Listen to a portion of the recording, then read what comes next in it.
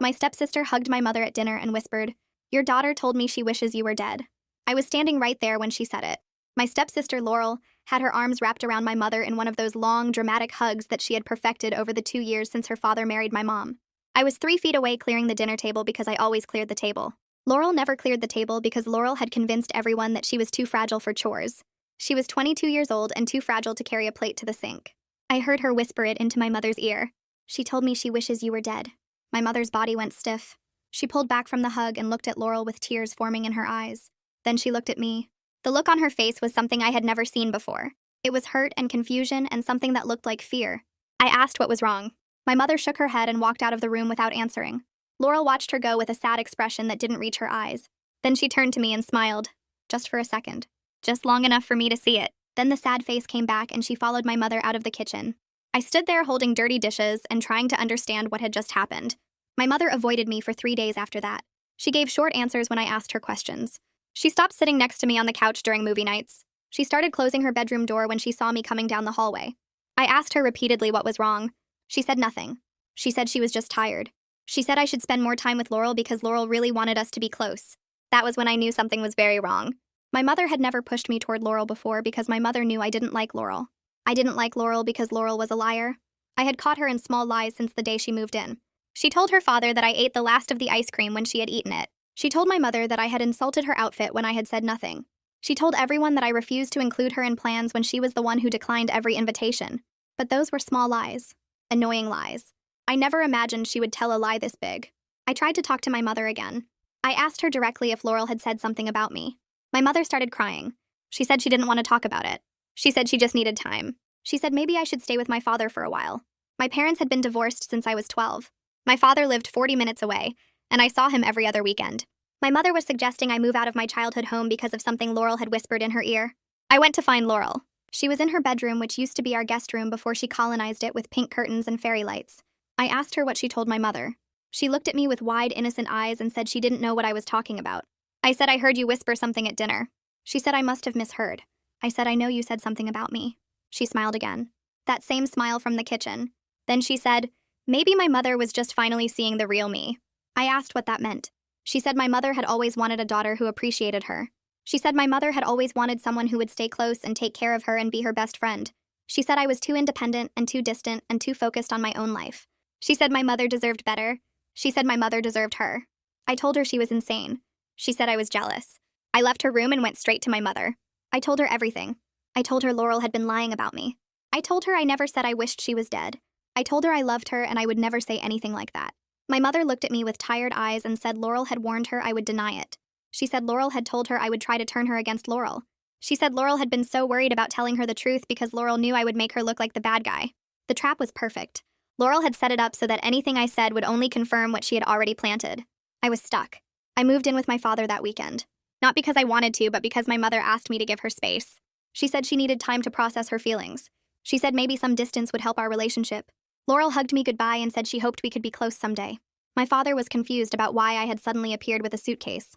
I told him everything. He believed me immediately because my father had never trusted Laurel. He said something about her eyes seemed empty. He was right. I stayed with my father for 2 months. During that time, I visited my mother twice. Both times Laurel was there hovering around her like a shadow. Both times my mother seemed distant and uncomfortable. Laurel had won. She had stolen my mother and there was nothing I could do about it. Then Laurel made a mistake. I walked into the campus coffee shop 3 days later because I needed caffeine before my afternoon class. The place smelled like burned espresso and cinnamon rolls. I was standing in line scrolling through my phone when someone tapped my shoulder. I turned around and saw a girl about my age with dark hair pulled back in a messy bun. She was staring at me with this weird expression like she recognized me but couldn't remember from where. She asked if I was Laurel's stepsister. I felt my stomach drop because nobody at the school knew about Laurel except my closest friends. I asked how she knew that. She said her name was Octavia and she used to be Laurel's roommate freshman year. She said Laurel showed her pictures of me back when they lived together. I said yes, I was the stepsister and asked how she was handling having Laurel in her life now. Octavia's face changed completely. She asked if we could sit down and talk. I forgot about my coffee and followed her to a corner table near the windows. She sat down across from me and folded her hands on the table. She asked how I was dealing with living with Laurel. I told her I wasn't living with Laurel anymore because I had moved in with my father. Octavia nodded like that made perfect sense. She said Laurel told everyone she transferred schools because of better academic opportunities. I said that's what Laurel told our family too. Octavia leaned forward and said that wasn't why Laurel left. She said Laurel left because Octavia and two other girls reported her to residential life for creating a hostile living situation. I felt my heart start beating faster. I asked what Laurel did. Octavia started talking and I just listened. She said Laurel was her roommate for exactly 4 months before Octavia requested an emergency room transfer. She said at first Laurel seemed sweet and friendly and a little shy. She said Laurel would make cookies and share them and always asked about Octavia's day.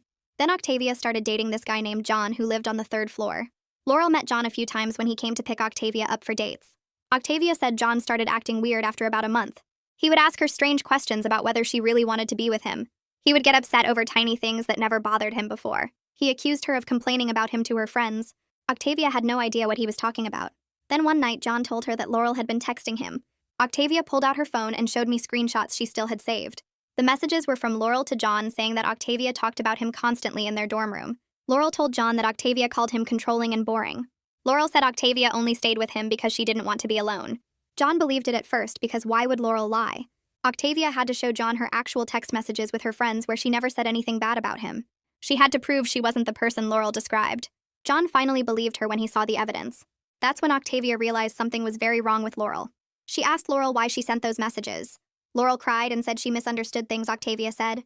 She said she was just trying to help John see the truth. Octavia knew that was garbage.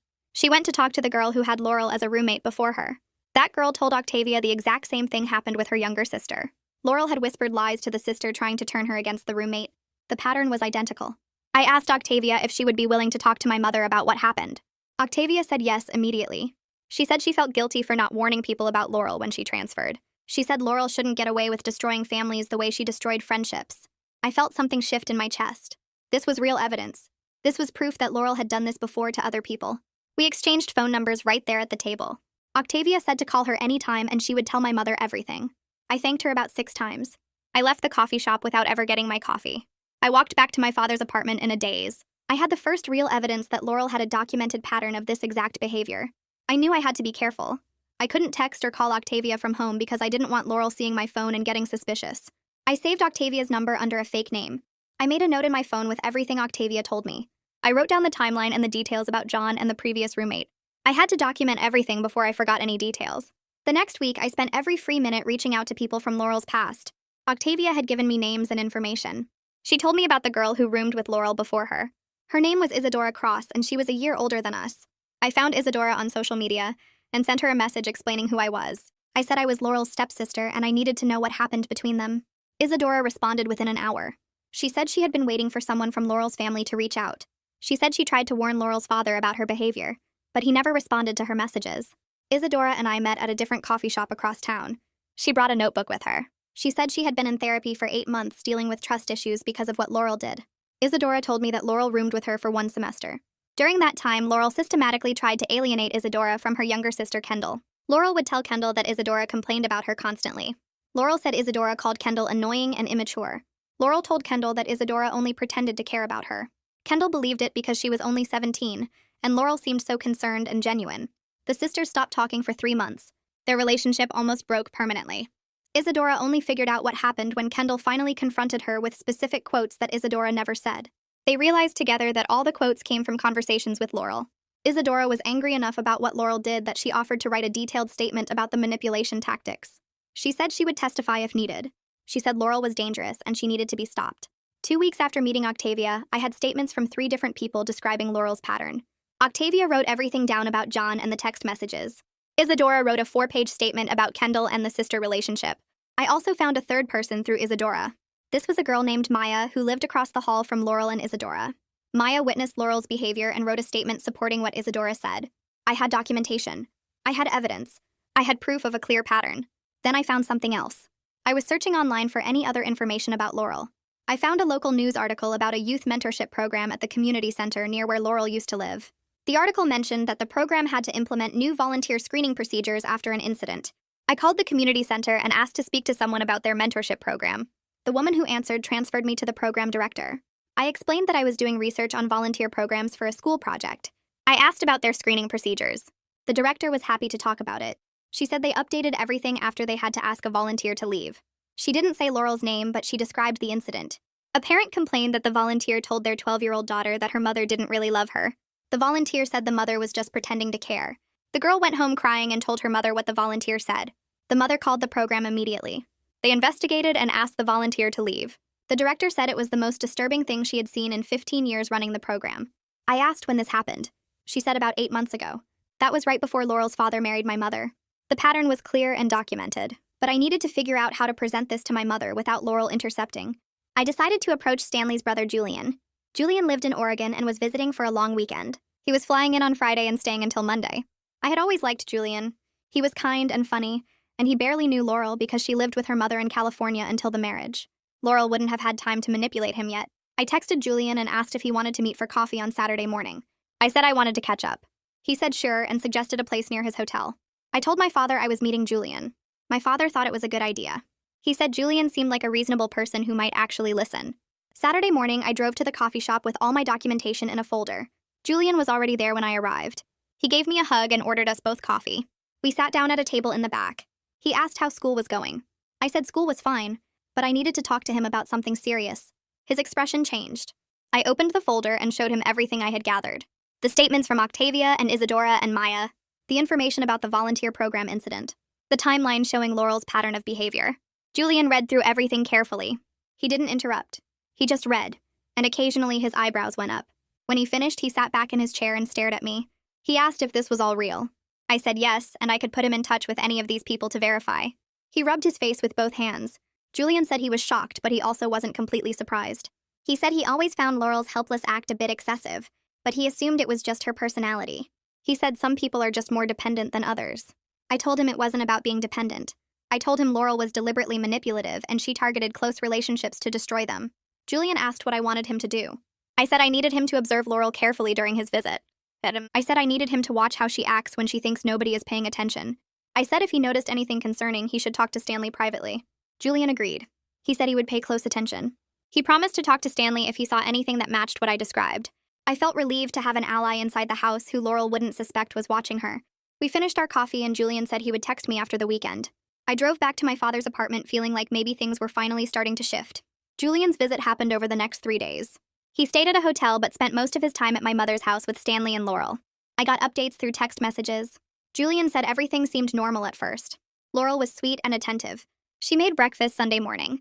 She asked Julian about his life in Oregon. She seemed genuinely interested in his job and his hobbies. Then Sunday afternoon, something happened. Julian texted me that night with 3 exclamation points. He said he saw exactly what I described. He said Laurel made a critical mistake. He was sitting in the living room reading a book while my mother and Laurel were in the kitchen. Stanley was outside grilling chicken for dinner. My mother asked Laurel to grab something from the pantry. Laurel snapped at her with real anger in her voice. Julian said the tone was vicious. Laurel told my mother to get it herself because she wasn't a servant. My mother sounded shocked and hurt. Then Laurel seemed to remember Julian was in the next room. Julian said he watched through the doorway as Laurel's entire face transformed. The anger disappeared and the sweet, sad expression came back. Laurel apologized to my mother in this soft voice. She said she was just stressed about family stuff. She said she didn't mean to snap. My mother accepted the apology immediately. But Julian saw the whole thing. He saw Laurel's face change from cold to sweet in about 2 seconds. He texted me that he believed everything I told him. He said he would talk to Stanley before he left on Monday. Julian talked to Stanley privately Monday morning before his flight. He told me about it later over the phone. He said he sat Stanley down and showed him the statements I had gathered. He explained that Laurel had a documented history of this specific manipulation pattern with multiple people over several years. Stanley was defensive at first. He said those girls probably misunderstood Laurel. He said Laurel was sensitive and people sometimes took things the wrong way. Julian pressed him. He said this wasn't about misunderstanding. He said this was about a clear pattern of deliberate manipulation. He told Stanley about what he witnessed in the kitchen. He described how Laurel's face changed when she remembered he was watching. Stanley got quiet. Julian said Stanley looked like someone had punched him in the stomach. Stanley said he needed time to think about this. He said he needed to pay attention to things he might have missed. Julian told him that was fair, but he needed to actually investigate before dismissing it. Stanley agreed reluctantly. Julian could tell Stanley wanted to believe his daughter was innocent, but Julian planted the seed of doubt. That was all I needed. Laurel must have sensed something was wrong because she escalated fast. 2 days after Julian left, my mother called my father's house. She sounded upset and angry. She said she needed to talk to me immediately. I got on the phone and asked what was wrong. My mother said Laurel told her I had been sending threatening text messages. She said Laurel was afraid of me. She said Laurel showed her messages where I threatened to hurt her. My stomach dropped. I hadn't texted Laurel in over a month. I told my mother that wasn't true. My mother demanded to see my phone. She said she was coming over right now to check. I said fine, come over. I had nothing to hide. My mother showed up 20 minutes later. She was shaking. I handed her my phone unlocked. I told her to look at every message. She scrolled through everything. She checked my texts with Laurel. The last message was from 6 weeks ago saying okay when Laurel asked if I could move my stuff out of the bathroom. There was nothing threatening. There was barely anything at all. My mother looked confused.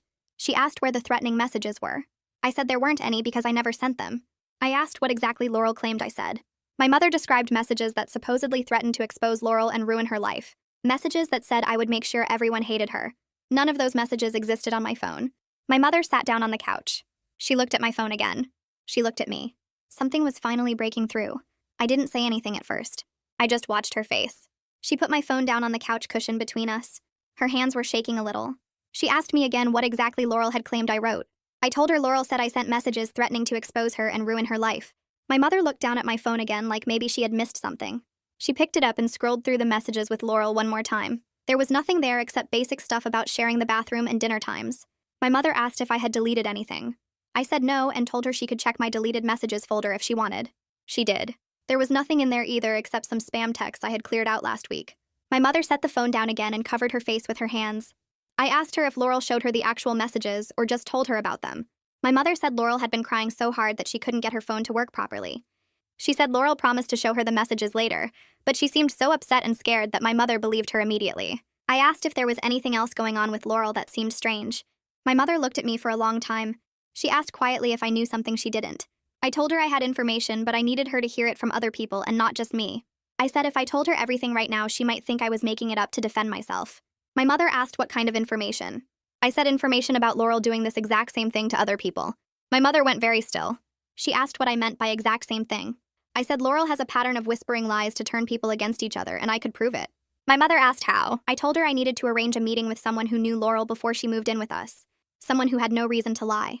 My mother agreed, but she looked scared. I called Octavia that night after my mother left. I asked if she and Isadora could meet my mother somewhere neutral to explain what happened with Laurel. Octavia said yes immediately and suggested a coffee shop halfway between our houses. I told my mother the time and place, but I didn't tell Laurel or Stanley anything about it. My mother asked if she should tell Stanley where she was going. I said no, because Stanley might mention it to Laurel, and Laurel would find a way to stop it. My mother looked uncomfortable, but she agreed. 3 days later, my mother met Octavia and Isadora at the coffee shop. I went with her, but I sat at a different table so they could talk without me hovering. I watched from across the room while Octavia and Isadora spent 2 hours describing everything Laurel had done. I saw my mother's face change as they talked. She started out looking defensive and skeptical. Then she looked confused. Then she looked sick. Octavia was showing her something on her phone, and my mother put her hand over her mouth. Isadora was talking and gesturing, and my mother started crying. Not loud crying, but quiet tears running down her face. When they finished talking, my mother came over to my table. She didn't say anything. She just stood there looking at me like she was seeing me for the first time in months. I asked if she was okay. She shook her head. We left the coffee shop and sat in her car in the parking lot. She told me Octavia described the exact same pattern. The whispered lies. The preemptive warnings that the victim would deny everything. The way Laurel positioned herself as the caring friend who was just worried. My mother said Isadora's story was almost identical, except Laurel had targeted her relationship with her sister instead of a boyfriend. She said the volunteer program incident matched too. She said she felt like she was going to throw up. My mother came to my father's house that same night. It was late, and my father answered the door looking worried. My mother asked if she could talk to me. My father let her in and then went upstairs to give us privacy. My mother sat on the couch and started crying hard. She said she didn't know what to believe anymore. She said she was afraid she had made a horrible mistake. I sat next to her and didn't say anything for a minute. Then I went to my room and got the folder with all the documentation I had gathered. I brought it back and showed her everything. The statements from Octavia and Isadora. The incident report from the volunteer program. The timeline I had made showing when each incident happened. My mother read through everything slowly. She kept wiping her eyes. When she finished, she told me Laurel had been saying increasingly strange things about me over the past few weeks. She said Laurel claimed I was planning to move out permanently and never speak to my mother again. She said Laurel told her I had been talking to my father about getting my mother to sign over some family heirlooms early because I didn't trust her anymore. My mother said those things seemed extreme, but she trusted Laurel because Laurel seemed so genuinely worried and caring. She said Laurel would cry about how much she wanted us to be a real family. My mother asked me why she didn't see it. I told her Laurel was really good at this. I said she had been practicing on people for years.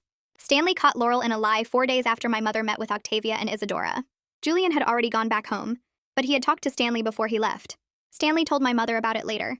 He said he started paying real attention to what Laurel was saying and doing. He said he asked Laurel where she had been that afternoon, and she told him she went to the library to study. He asked what she was studying, and she said psychology homework. He asked to see her assignment, and she said she left it at the library. He asked why she would leave her homework at the library, and she changed her story. She said actually she had been at a coffee shop, not the library. He asked which coffee shop, and she named one across town. He asked why she went all the way across town, and she got frustrated. She said she went to meet a friend. He asked which friend, and she said he wouldn't know them. He pressed her, and she got angry. She accused him of interrogating her like a criminal. She said he was taking my side against his own daughter. Stanley said her reaction was so extreme and out of proportion that he realized something was very wrong. He said he started thinking back to other times when Laurel's stories didn't quite match up, times when she blamed other people for things that seemed off. He said he felt sick thinking about how much he had excused because he wanted to believe his daughter was just sensitive and misunderstood. I suggested family therapy to my mother the next day. I said we needed professional help to sort through everything. I said having everyone in the same room with a therapist might be the only way to get the truth out. My mother agreed immediately. She said she would make the appointment. Stanley was harder to convince. My mother told me he kept saying he couldn't believe Laurel would do something this calculated. He said maybe there were misunderstandings. He said maybe Laurel was just struggling with the blended family situation and acting out. My mother told him that acting out didn't explain the identical pattern with 3 other people who had never met each other. She said it didn't explain the volunteer program incident. She said they needed to face this directly. Stanley finally agreed. My mother called a family therapist that my father had recommended. Her name was Valerie Potter, and she had experience with family manipulation dynamics. My mother made an appointment for the following week. When Stanley told Laurel about the therapy session, she tried to refuse. She said therapy was for crazy people. She said she didn't need someone analyzing her. Stanley told her it wasn't optional. Laurel started crying and said everyone was ganging up on her. Stanley didn't back down. He said the whole family was going, and that included her. Laurel spent the next few days trying desperately to fix everything. She was extra sweet to my mother. She made her breakfast in bed. She offered to go grocery shopping. She sat with my mother during her favorite TV shows and asked questions about the plot like she really cared. She cried about how stressed she was. She told my mother she felt like the whole family had turned against her. She said she didn't understand what she did to make me hate her so much. My mother told me about these conversations. She said Laurel kept waiting for her to jump in and reassure her that everything was fine. But my mother didn't do that this time. She just listened and said therapy would help them work through it. Laurel's face would fall every time my mother refused to comfort her. My mother said she could see Laurel getting more and more panicked. She said Laurel started following her around the house. She said Laurel would find excuses to be in whatever room my mother was in. She said it felt suffocating. The night before the therapy appointment, Laurel tried one last thing. She came into the living room where my mother and Stanley were watching TV. She was holding a piece of paper. She said she found something in the guest room closet while she was looking for an old sweater. She said it was a note I had written months ago. She handed the paper to my mother. My mother read it and her face went white. Stanley asked what it said. My mother showed him. The note said terrible things about my mother. It said she was selfish and fake. It said I couldn't wait to get away from her. It said I wished I had been raised by my father instead. Stanley took the paper and looked at it closely. He asked Laurel where exactly she found this. Laurel said it was tucked in a box of my old stuff. Stanley asked why I would write something like this and then leave it in a box at my mother's house. Laurel said maybe I forgot about it. Stanley kept looking at the paper. He asked my mother if the handwriting looked right. My mother said it looked similar, but something seemed off. Stanley went to get a birthday card I had given my mother last year. He put the card and the note side by side. The handwriting was similar but not the same. Some letters were formed differently. Stanley pointed this out. He also said the paper looked wrong. He asked Laurel what kind of notebook the note came from. Laurel said she didn't know it was just loose paper. Stanley said the paper had lines and a specific pattern. He went to my old room and looked through the notebooks I had left behind. None of them matched. He came back and told Laurel the paper was from a brand I had never used. Laurel said maybe I bought a new notebook. Stanley said that didn't make sense. Stanley looked at Laurel for a long time. Then he said quietly that he knew what she was doing. Laurel's face changed. The sweet, sad expression disappeared. She asked what he meant. Stanley said she just tried to forge a note right in front of them. He said the handwriting didn't match and the paper was wrong and the whole thing was obviously fake. Laurel started crying. She said she found the note and she was just trying to show them the truth. Stanley said no. She was trying to create evidence that didn't exist. He said he had been paying attention for the past week, and he saw the pattern now. He said she needed to tell the truth at therapy tomorrow. Laurel cried harder. She said everyone was crazy. She said everyone was attacking her for no reason. Stanley said her performance wasn't working anymore. He said people were actually looking at her actions now instead of just believing her tears. Laurel screamed that they were supposed to love her. She ran to her room and slammed the door. Stanley sat down next to my mother. My mother said he looked like someone had died. He told her he was sorry. He said he should have seen this sooner. The family therapy session happened on a Thursday afternoon. We all sat in Valerie Potter's office. It was a small room with comfortable chairs arranged in a circle. Valerie introduced herself and explained how the session would work. She said everyone would get a chance to share their perspective. She said the goal was to understand what happened and find a path forward. She asked who wanted to start. Laurel raised her hand immediately. She launched into her victim story. She said I had resented her from the moment she moved in. She said I made her feel unwelcome and excluded. She said I said horrible things about her and about my mother. She said she tried so hard to be my friend, but I rejected every attempt. She cried while she talked. Valerie listened without interrupting. When Laurel finished, Valerie thanked her for sharing. Then she asked if I wanted to respond. I said yes. I pulled out the folder I had brought. I told Valerie about Octavia and Isadora. I described the identical pattern of Laurel whispering lies to turn people against each other. I showed her the statements and the volunteer program incident report. I told her about the fake note from last night. I kept my voice calm and steady. I didn't cry or get emotional. I just presented the facts. Valerie looked through the documentation carefully. She asked Laurel if she remembered Octavia and Isadora. Laurel said yes, but they were just jealous of her. Valerie asked if she whispered things to Octavia's boyfriend about Octavia. Laurel said no. Valerie asked if she told Isadora's sister that Isadora didn't love her. Laurel said no. Valerie pointed out that 3 different people who didn't know each other described the exact same behavior pattern. She asked Laurel how that could be a coincidence. Laurel's face started to crack. She said people always misunderstood her. She said she was just trying to help. Valerie asked how telling someone their loved one hated them was helping. Laurel didn't answer. Valerie asked again. Laurel started crying different tears. These ones looked angry instead of sad. She said everyone always abandoned her. She said her mother abandoned her. She said her friends abandoned her. She said she had to protect herself. Valerie asked how she protected herself. Laurel screamed that she had to become the favorite first. She said if she made herself the most important person, then they couldn't leave her. She said my mother loved me more, so she had to take my place. The room went completely silent. Laurel looked around like she just realized what she said. She tried to take it back. She said she didn't mean it like that, but it was too late. The mask had dropped completely. Stanley was staring at his daughter like he didn't know her. My mother was crying. I just sat there feeling relieved that everyone finally heard the truth. Valerie asked Laurel if she understood that what she did was manipulation. Laurel said she was just trying to survive. Valerie said manipulation wasn't survival, it was harm. She said Laurel had hurt multiple people with her actions. Laurel said she didn't care. She said they all deserved it for not loving her enough. My mother made a sound like she had been punched. Stanley put his head in his hands. My mother's face crumpled. She pulled away from Stanley and came straight to me. She wrapped her arms around me and started sobbing into my shoulder. She kept saying she was sorry over and over. She said she was so sorry for not believing me. She said she was sorry for making me leave. She said she was sorry for choosing Laurel over me. I hugged her back and felt something loosen in my chest that had been tight for months. This was my mother. This was the person who raised me and loved me and knew me. Laurel had tried to steal that, but she hadn't succeeded completely. My mother was still in there under all the manipulation. We stood there hugging while Laurel sat on the couch looking furious. Her face wasn't sad anymore. She wasn't pretending to cry. She just looked angry that her plan had fallen apart. Stanley was staring at his daughter like he was seeing her for the first time. His face looked gray and old. He kept shaking his head slowly like he couldn't believe what he just heard. Valerie let us have that moment before she spoke again. She said she wanted to talk about next steps. She looked at Laurel and explained that what she had just described showed signs of attachment disorder. She said Laurel had learned to use manipulation to try to control her relationships because she was afraid of being abandoned. She said those patterns needed serious professional treatment. Laurel crossed her arms and said she didn't need treatment. Valerie said that wasn't optional if Laurel wanted to have healthy relationships in the future. She recommended intensive individual therapy at least twice a week with a specialist who dealt with attachment issues. Stanley nodded slowly. He said he would find someone and make sure Laurel went to every appointment. Then he looked at Laurel and said something I never expected to hear. He told her she needed to move back to her mother's house. Laurel's head snapped up. She started to protest, but Stanley held up his hand. He said the current living situation wasn't healthy for anyone. He said Laurel needed space to work on herself without the temptation to manipulate the people around her. Laurel said he was choosing them over his own daughter. Stanley's voice was firm when he answered. He said he loved her, but he wouldn't enable her hurting people anymore. He said she could get better, but she had to want to get better. He said living in our house and continuing to play games wasn't going to help her heal. 2 weeks later, I moved back home. Laurel had packed up her pink curtains and fairy lights and moved to her mother's place across town. She started therapy with a woman who specialized in personality disorders. Stanley drove her to appointments twice a week and checked in with the therapist regularly. My mother and I spent those first weeks back together having long conversations we should have had months ago. We talked about how the manipulation worked. We talked about why she was vulnerable to it. She explained that she wanted the blended family to work so badly that she ignored red flags. She said Laurel seemed so sweet and caring at first. She said Laurel knew exactly what to say to make her feel like the perfect stepmother.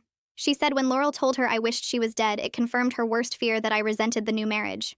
I told her I understood why she believed it. I told her Laurel was good at what she did. I told her we needed to communicate better going forward instead of letting things build up. My mother agreed. She said she should have talked to me directly instead of pulling away. She said she let Laurel get between us because she was afraid of conflict. We promised each other we would be honest even when it was hard. 3 months passed. My relationship with my mother was stronger than it had been before any of this happened. We learned to talk openly about difficult things instead of avoiding them. We didn't pretend everything was perfect. We acknowledged when we were upset or confused. We asked questions instead of making assumptions. Stanley and my mother were in couples therapy working through the breach of trust. Stanley felt guilty for bringing Laurel into our lives. My mother felt guilty for not protecting me. They were learning to forgive themselves and each other. Stanley maintained boundaries with Laurel while supporting her treatment from a distance. He talked to her therapist regularly. He visited her once a week for supervised meetings. He didn't let her move back home. Laurel was making slow progress in therapy according to her treatment team. She was starting to understand how her behavior hurt people. She had a long way to go. I was back in my childhood home sleeping in my own room. The family would never be what we hoped when Stanley and my mother got married. We wouldn't have happy blended family dinners with everyone getting along. But we had something more real now. We had honest conversations and clear boundaries. We had trust that came from working through hard things together instead of pretending they didn't exist. Laurel's manufactured version of our family had been all performance and no substance. What we built after everything fell apart felt solid in a way her version never did.